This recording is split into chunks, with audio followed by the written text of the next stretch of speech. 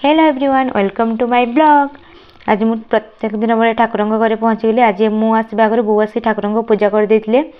झुणा धूप दीप फूल चंदन सिंदूर देकी तापर मु आसला परे चौरे पानी दे ठाकुर बासन उठे ठाकुर गलु बाहरली। तापर आसिक गोटे कप चा सह पारुटी खाइली।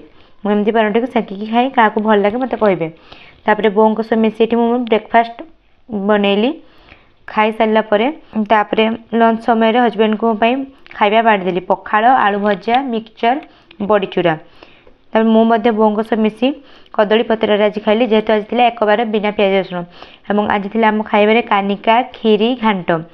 देन हजबैंड को सह मिसी मु शॉपिंग रे जाइली जेहेतु आज वैलेंटाइन डे थी। आ हजबैंड को सह किसी शॉपिंग करके आसली और आगे मो भाई बाहागर अच्छे से शॉपिंग करनेली। तापर शेष हजबैंड आज मत दुईटी रोज आ गोटे चॉकलेट देले 5 स्टार। यदि आपको मो वीडियो भल लगी do like share and subscribe to my channel. रोची देखा नेक्स्ट ब्लॉग रे।